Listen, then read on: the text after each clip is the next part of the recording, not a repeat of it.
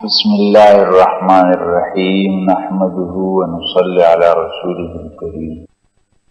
رسول اللہ صلی اللہ علیہ وسلم کی سیرت کا تیسرا حصہ ہے مدنی دور، اور اس مدنی دور کا پہلا مرحلہ ہے جس میں خطرات کا مقابلہ ہے۔ رسول اللہ صلی اللہ علیہ وسلم اندرونی اور بیرونی دونوں خطرات کا مقابلہ کرتے ہیں، اور بات ابھی تیسرے سال میں چل رہی ہے، اور تیسرے سال میں غزوہ احد کا بیان ہے۔ آج غزوہ احد شوال سن 3، رمضان کے بعد جو مہینہ ہے اس کو شوال کہتے ہیں۔ شوال سن 3 ہجری کے اندر پیش آیا۔ اب اس غزوے پر باتیں دیکھیں، 4 باتیں ہیں اس غزوے سے متعلق۔ پہلی بات ہے معرکہ سے پہلے کے حالات، دوسری بات ہے معرکے کے حالات، تیسری بات ہے معرکے کے بعد کے حالات، چوتھی بات ہے اس معرکے سے کیا نتیجے اور عبرتیں نکلتی۔ صرف ایک تاریخ کی حیثیت سے نہیں پڑھنا ہے، اور معلومات حاصل کرنے کی نیت سے نہیں پڑھنا ہے۔ رسول اللہ صلی اللہ علیہ وسلم کی زندگی ہمارے لیے سبق ہے، ہمارے لیے نمونہ ہے۔ ہم نبی کریم علیہ السلام کی زندگی کو دیکھ دیکھ کر اپنی زندگی ٹھیک کریں گے، اور اپنے مسائل کو رسول اللہ صلی اللہ علیہ وسلم کی زندگی کی روشنی میں حل کریں گے۔ تو اس حوالے سے اس کو دیکھنا ہے۔ آج صرف یہ پہلی بات ہم بیان کریں گے، معرکے سے قبل کیا باتیں دیکھیں۔ 4 باتیں ہیں۔ غزوہ احد کے اسباب کیا بنے، کیوں پیش آئے۔ دوسری بات ہے لشکر کفار اور اس کی روانگی۔ تیسری بات مدینہ منورہ میں اطلاع، اور چوتھی بات مدینہ منورہ میں دفاعی حکمت عملی۔ یہ 4 باتیں آج ہم بیان کریں گے۔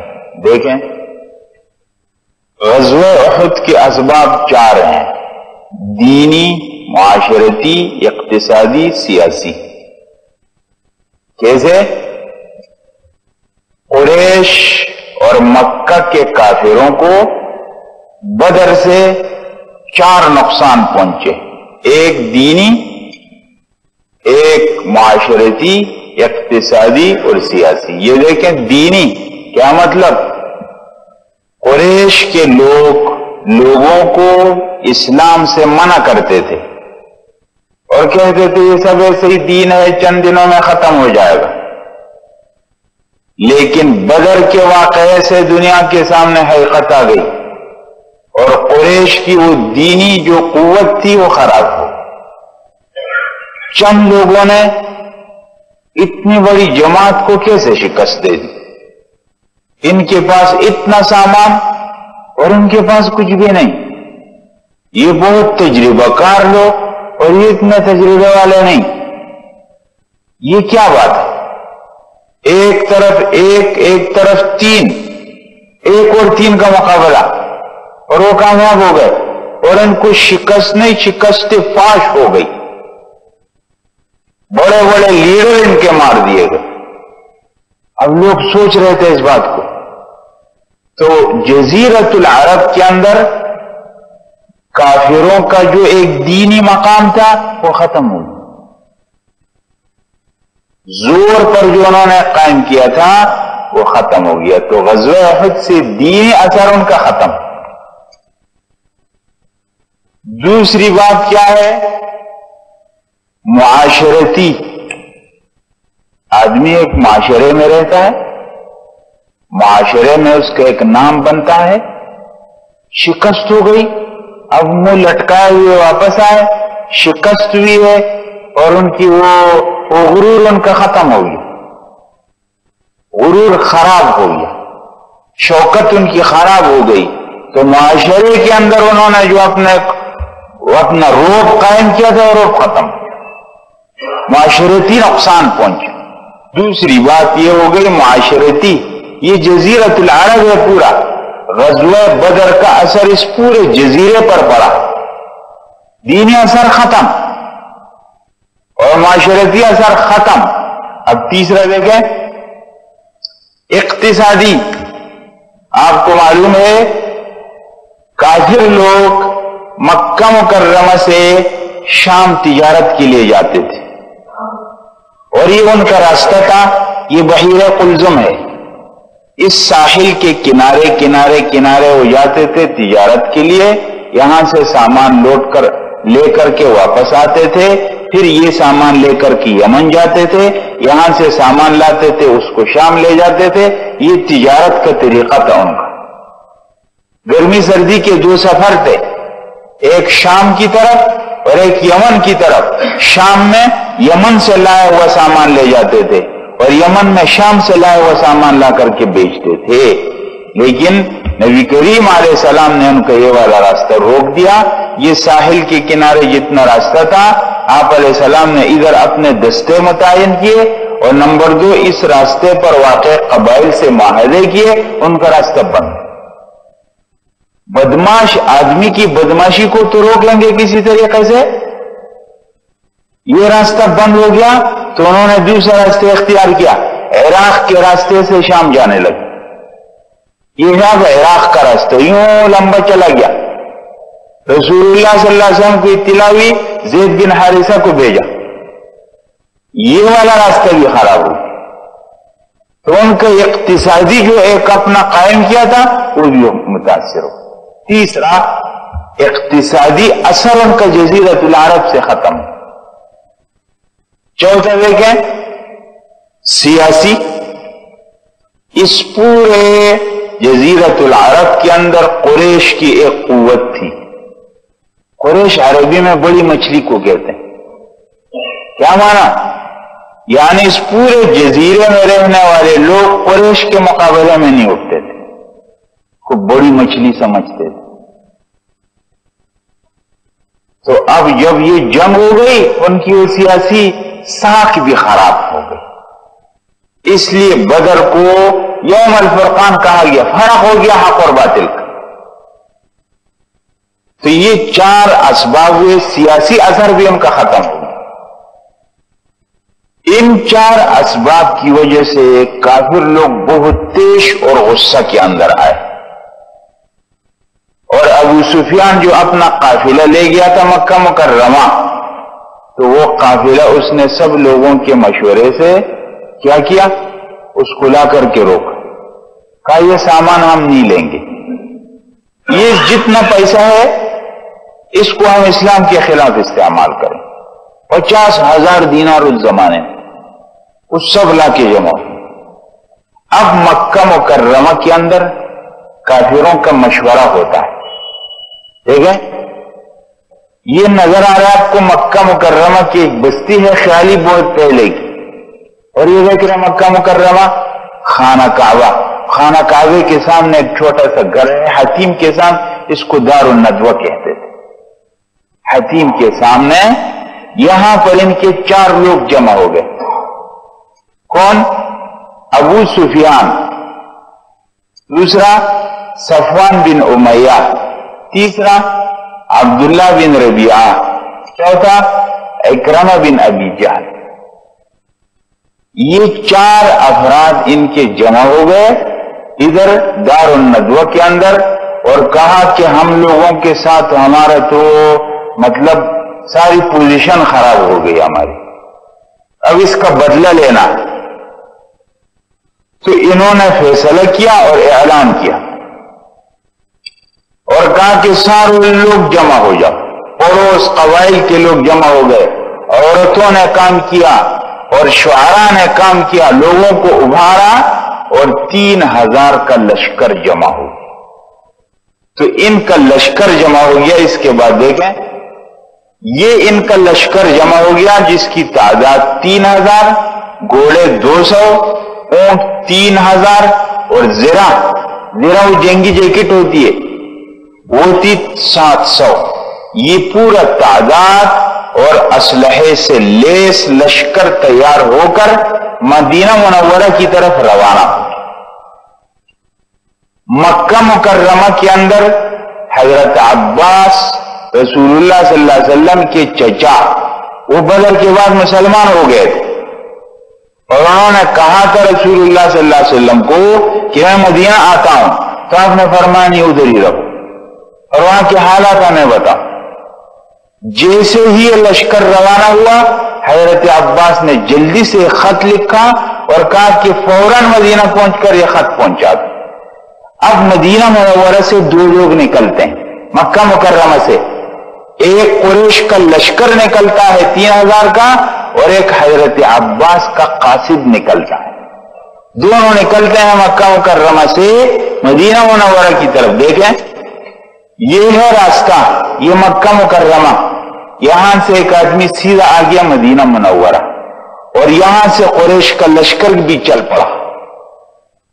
جب یہ قریش کا لشکر ادھر بیچ راستے میں تھا کہ وہ پہنچ گیا، کیونکہ قریش نے جو راستے اختیار کیا وہ مدینہ سے ہو کر کے احد کا تھا، اور جو قاصد گیا ہے وہ قبا کے راستے سے چلا گیا. اور نبی کریم علیہ السلام اس وقت قبا میں تھے جب حضرت عباس کا خط پہنچا. کیا خط ہے؟ دیکھیں یہ خط آپ کو نظر آ رہا ہے حضرت عباس کا. حضرت عباس کا خط ہے: ان قریش قد اجمعت المسیر الیک فما كنت صانعا اذا حلوا بك فاصنعه وقد توجهوا اليك وهم 3000 وقاتلوا 200 فرس وفيهم 7 دارع و3,000 بعیر واوعبوا من السلاح. کہ قریش چل پڑے ہیں آپ کی طرف، جو کچھ آپ کو کرنا ہو تو کر لو. 3000 لوگ ہیں اور ان کے پاس 200 گھوڑے ہیں، 700 ان میں زرپوش لوگ ہیں اور 3000 ان میں اونٹ ہیں. پوری تراجے. نبی کریم علیہ السلام اس وقت قبا میں تھے. حضرت ابی بن کعب رضی اللہ تعالیٰ نے رسول اللہ صلی اللہ علیہ وسلم کو یہ خط سنایا. آپ علیہ السلام فرمائے کسی کو بتاؤ مت، اور قبا سے آگے مدینہ. آپ کو معلوم ہے آج کے زمانے میں تو قبا مدینے کے اندر ہے، لیکن رسول اللہ صلی اللہ علیہ وسلم کے زمانے میں قبا مدینے سے جنوب کی جانب کے اندر ہے، باہر تھا. رسول اللہ صلی اللہ علیہ وسلم اندر آ گئے. اب اطلاع تو آ گئی ہے کہ قریش نکل پڑے ہیں، لیکن کہاں ہے یہ نہیں معلوم. اب مدینے کے اندر ہنگامی صورتحال قائم ہو گئی. دیکھیں آگے یہ مدینہ منورہ ہے. اب مدینہ منورہ میں اطلاع تو آ گئی ہے. کیا ہوتا ہے؟ دیکھیں مدینہ منورہ میں دفاعی حکمت عملی اور 2 کام. ایک، رسول اللہ صلی اللہ علیہ وسلم نے اطلاعات اور جاسوسی کا شعبہ قائم کیا. فوراً آپ نے 2 آدمی، ابھی ان کے نام آگے آتے ہیں. پہلے انس مونس ان کو بھیجا کہ جہاں حالات معلوم کرو، تو گئے اور انہوں نے معلوم کیا کہ ہاں وہ آ رہے ہیں. پھر حباب ابن منذر کو بھیجا اور انہوں نے آ کر کے پوری اطلاع دی کہ وہ قریب پہنچ گئے. ایک. نمبر 2 بات کیا ہو گئی؟ مدینہ منورہ میں ہنگامی صورتحال قائم ہو گئی. لوگ اسلحہ لے کر کے نماز پڑھنے لگے اور رسول اللہ صلی اللہ علیہ وسلم کا پہرا شروع ہو گیا. اب رسول اللہ صلی اللہ علیہ وسلم کے گھر پر اور رسول اللہ صلی اللہ علیہ وسلم کے حجرے پہ مستقل پہرے والی جماعت ہو گئی. اسید بن حذیر، سعد بن عبادہ، اسید بن حذیر، سعد بن معاذ، یہ حضرات رسول اللہ صلی اللہ علیہ وسلم کا پہرا کرنے لگے اور تمام مسلمان بالکل تیار حالت میں رہنے لگے. مدینہ منورہ کے اندر ہنگامی صورتحال قائم ہو گئی. رسول اللہ صلی اللہ علیہ وسلم نے تازہ ترین اطلاع کے لیے لوگ بھیجے. کون؟ دیکھیں یہ 2 بھائی ہیں انس مونس، ان کو بھیجا. تو انہوں نے جا کر کے معلوم کیا کہ وہ راستے کے اندر ہے، قریب پہنچ چکے. پھر حباب ابن منذر ہے، یہ بہت ہوشیار آدمی تھے اور بدر میں آپ نے سنا جب رسول اللہ صلی اللہ علیہ وسلم بدر میں ایک جگہ ٹھہرے، میدان کے اندر پڑاؤ ڈالا، تو حباب ابن منذر نے کہا تھا اللہ کے رسول یہ وحی کا فیصلہ ہے یا آپ کی ایک رائے ہے، جنگی تدبیر ہے؟ تو رسول اللہ صلی اللہ علیہ وسلم نے فرمایا نہیں، میں مناسب سمجھتا ہوں یہ، ورنہ وحی نہیں ہے۔ تو فرمایا اللہ کی رسول میرا خیال ہے اس سے بہتر ایک اور جگہ، اور رسول اللہ صلی اللہ علیہ وسلم نے ان کے مشورے پر عمل کیا۔ تو حباب بن منذر نے آ کر کے اطلاع کر دی۔ آگے دیکھیں، اب وہ جو لشکر تھا وہ بھی مدینہ منورہ پہنچ گیا۔ دیکھیں، مدینہ منورہ یہ رہ گیا اور وہ مغرب سے کٹ کر کے احد میں آ گیا۔ اگر آپ دیکھیں گے مدینہ منورہ تو جو احد کا پہاڑ ہے یہ مدینہ منورہ سے شمال میں ہے، مدینہ منورہ سے شمال میں ہے۔ تو جب کفار کا لشکر آیا تو وہ یوں مغرب سے ہوتا ہوا باہر سے چلا کے آ گیا احد دامن کے اندر، اور وہ جو قاصد آیا تھا وہ سیدھا قبا کے اندر سے آیا، تو اس لیے وہ جلدی پہنچ گیا۔ بہرحال ادھر لشکر پہنچ گیا، اطلاع ہو گئی، جمعے کا دن تھا۔ دیکھیں، یہ دیکھ رہے احد کا میدان ہے اور آج جمعے کا دن ہے اور شوال کی 6 تاریخ ہے کہ کفار کا لشکر یہاں داخل ہو گیا۔ دیکھ رہے ہیں، یہ احد کے دامن میں کفار کا لشکر 6 شوال سن 3 بروز جمعہ احد کے دامن میں پہنچ گیا۔ جمعے کا دن رسول اللہ صلی اللہ علیہ وسلم نے جمعے کی نماز پڑھائی اور لوگوں کو جہاد پر بات کی، اور اس کے بعد مدینہ منورہ کے اندر اب مشورہ شروع ہوتا ہے۔ دیکھیں، مدینہ منورہ مشورہ ہوتا ہے، دفاعی حکمت عملی۔ دیکھیں، رسول اللہ صلی اللہ علیہ وسلم کی مشاورت، آپ علیہ السلام اپنے صحابہ سے مشورہ کرتے تھے، اور مشورے میں آپ نے اپنے ساتھیوں کو اس بات کی اجازت دی تھی کہ وہ کھل کر بات کریں، اس لیے صحابہ کرام بات کرتے تھے، اور نبی کریم علیہ السلام ان کی بات کو بہت توجہ سے سنتے تھے۔ ایک ہوتا ہے آمر اور ایک ہوتا ہے امیر۔ آمر صرف حکم چلاتا ہے اور امیر جماعت کو جوڑ کر کے چلتا ہے، اس لیے امیر بننا چاہیے، آمر نہیں بننا چاہیے۔ اگر گھر کے اندر بھی، کہیں کے اندر بھی ایک ادارے کا بڑا ہوتا ہے تو یہ نہیں کہ وہ صرف آرڈر چلائے، اپنے چھوٹوں کو اعتماد کے ساتھ لینا چاہیے، ان کی بات کو بہت غور سے سننا چاہیے، حتیٰ کہ گھر کے اندر چھوٹے بچے، ان چھوٹے بچوں کی بات کو بھی بہت غور سے سننا چاہیے۔ تو کیا ہوا؟ رسول اللہ صلی اللہ علیہ وسلم نے مشورہ کیا کیا کرنا چاہیے۔ رسول اللہ صلی اللہ علیہ وسلم کی اپنی رائے یہ تھی کہ ہم مدینہ منورہ کے اندر رہ کر کے مقابلہ کریں گے، اگر وہ آ گئے تو ہم گھروں سے ان کا مقابلہ کریں گے، اور وہ کتنا رہیں گے باہر، تھک کر کے واپس چلے جائیں گے۔ لیکن جوان صحابہ کی رائے تھی کہ نہیں، اللہ کے رسول ہم باہر جائیں گے، ان کا مقابلہ کریں گے، وہ ہمارے گھروں پر آ جائیں گے، ایسا نہیں ہونا چاہیے۔ انہوں نے بہت اصرار کیا تو رسول اللہ صلی اللہ علیہ وسلم نے ان کے مشورے کو مان لیا، اور آپ علیہ السلام گھر میں گئے۔ جمعے کی نماز ہو گئی، رسول اللہ صلی اللہ علیہ وسلم گھر کے اندر گئے، حضرت ابوبکر و عمر ساتھ تھے، رسول اللہ صلی اللہ علیہ وسلم کو عمامہ باندھا اور آپ علیہ السلام نے 2 زریں پہنی اور باہر آ گئے۔ اب جو چھوٹے صحابہ تھے، جوان، ان کو بڑوں نے سمجھایا کہ آپ لوگوں نے اصرار کیا اور مشورے میں اصرار نہیں کرنا چاہیے، مشورے میں مشورہ دینا چاہیے، یہ اصرار نہیں کرنا چاہیے کہ میرے مشورے کو مانا جائے۔ تو آپ لوگوں نے کچھ زیادتی کی ہے، آپ لوگوں کو فقط اتنا کہنا چاہیے تھا کہ ہماری رائے یہ ہے کہ باہر نکلنا چاہیے، بس اس پر بس کرنا چاہیے تھا۔ اور آپ جو بار بار کہتے رہے کہ نہیں باہر جائیں گے باہر جائیں گے، اور آپ کے اصرار کو سن کر رسول اللہ صلی اللہ علیہ وسلم آگے جا رہے ہیں، ورنہ آپ علیہ السلام کی رائے نہیں ہے، تو یہ آپ لوگوں نے ایسا نہیں کرنا چاہیے۔ تو وہ سمجھ گئے، آپ علیہ السلام زرہ پہن کر باہر آئے تو وہ جوان آ گیا ہے کہ اللہ کے رسول ہم سے غلطی ہو گئی، ہم نے اصرار کیا، تو آپ کی مرضی ہے، ہم اپنی رائے واپس کرتے ہیں۔ آپ نے فرمایا نہیں، جب نبی زرہ پہن لیتا ہے پھر واپس نہیں ہوتا، اب جائیں گے باہر جائیں گے۔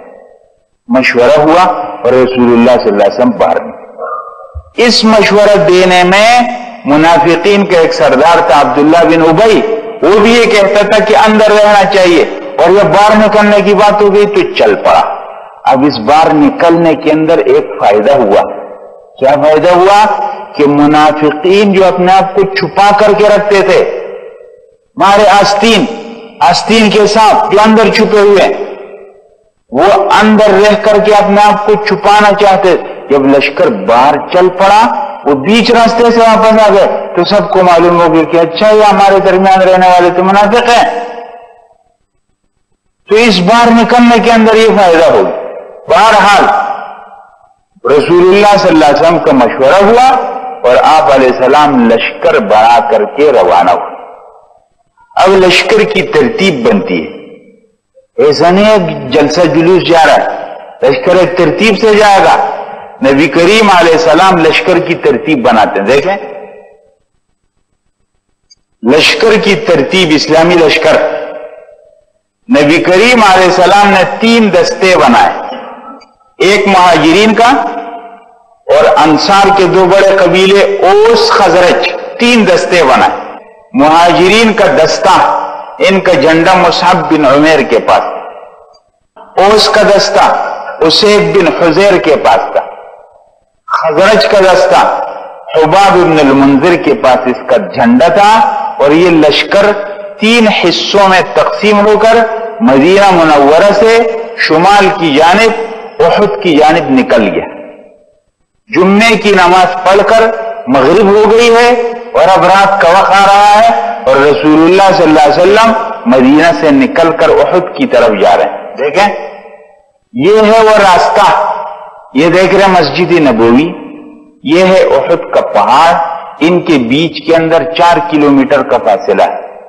رسول اللہ صلی اللہ علیہ وسلم یہاں سے نکلے الباب الشامی، الباب الشامی سے نکل کر رسول اللہ صلی اللہ علیہ وسلم پہنچے ہیں، ادھر ایک مقام ہے اس کا نام شیخین ہے۔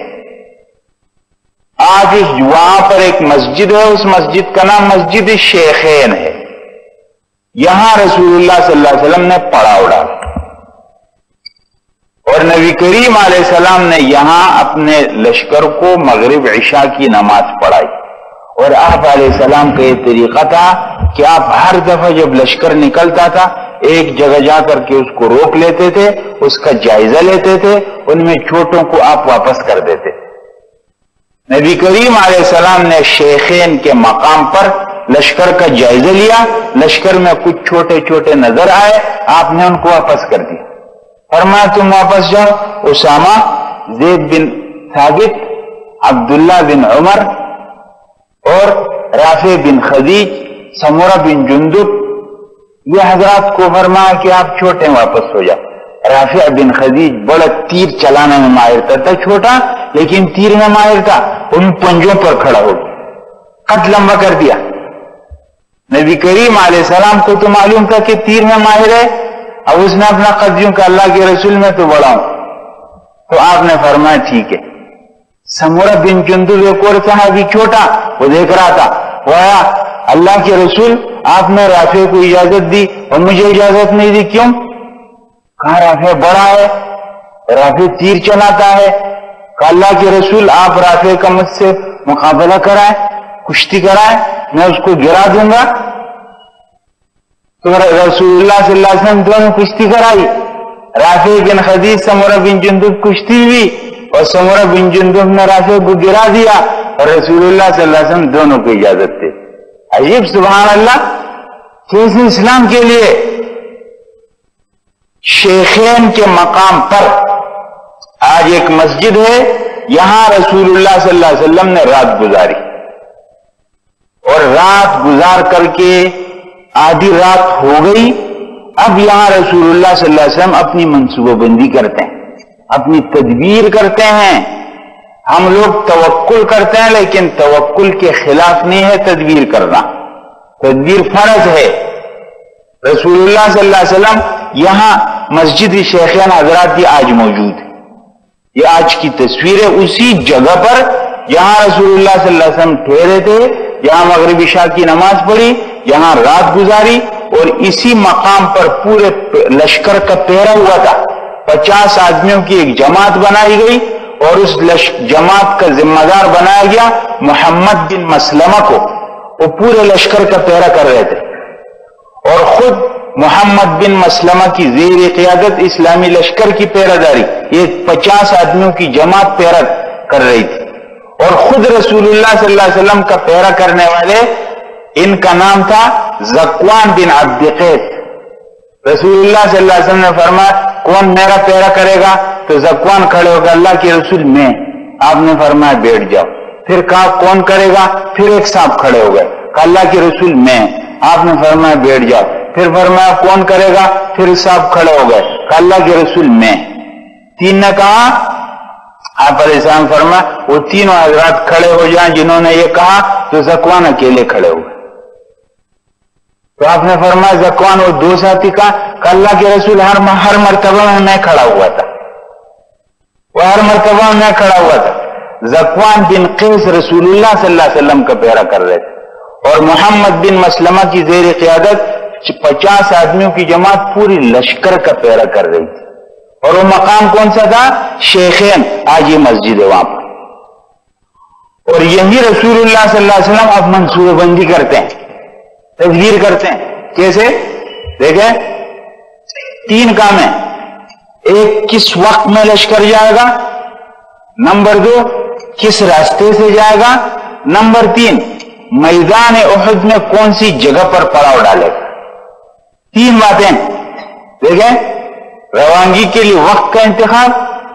نمبر 2 راستے کا انتخاب. نمبر 3 میدان میں جگہ کا انتخاب. رسول اللہ صلی اللہ علیہ وسلم نے رات کے آخری حصے میں لشکر کو اٹھایا فرمایا چلو.